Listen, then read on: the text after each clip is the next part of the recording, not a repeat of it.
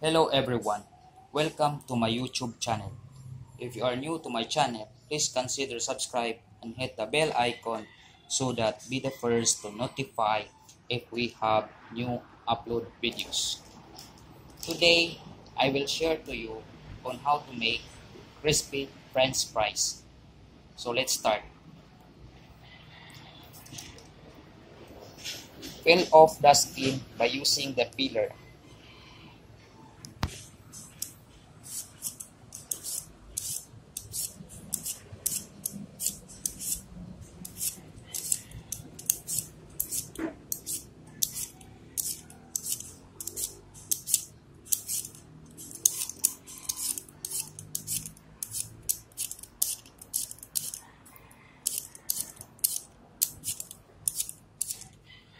Be sure no skin is left. Wash the potatoes.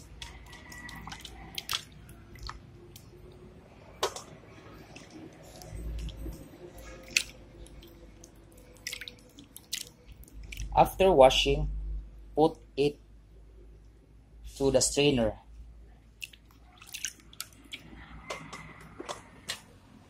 To drain some water. Leave it for about 5 minutes.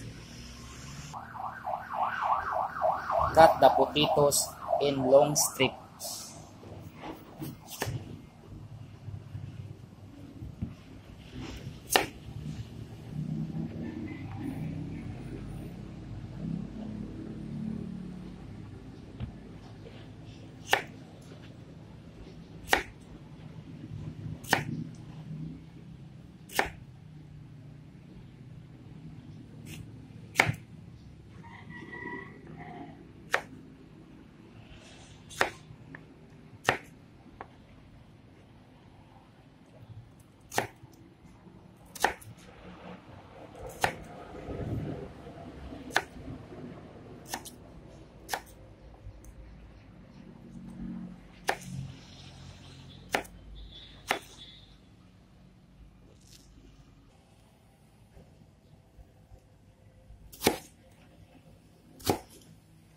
After cutting,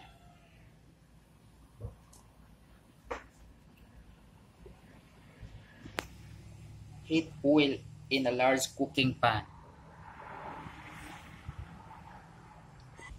Once the oil is already heated, put the potatoes.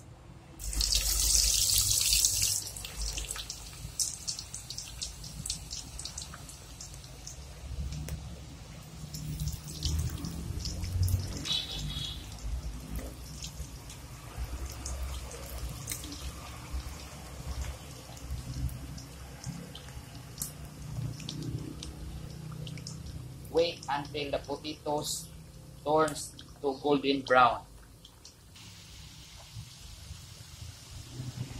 Once the potatoes turns to golden brown, take out from the cooking pan. Put it in the strainer to drain some oil.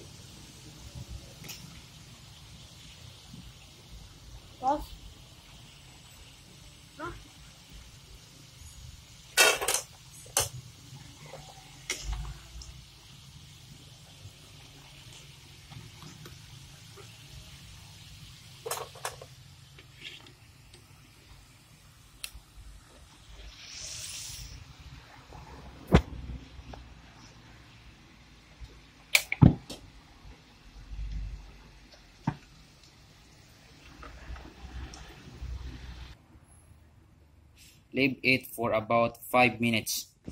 Season with some salt.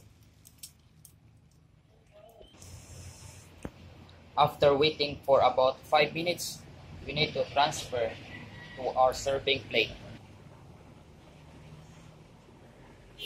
So here are our crispy French fries, ready to serve. Serve it with your favorite sauce or ketchup.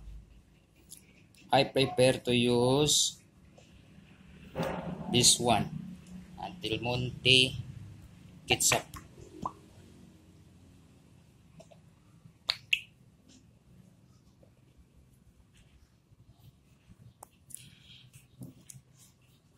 If you like more videos, please don't forget to subscribe to my channel and hit the bell icon so that be the first to notify if we have new upload videos. Thank you for watching. See you on my next videos. Have a nice day.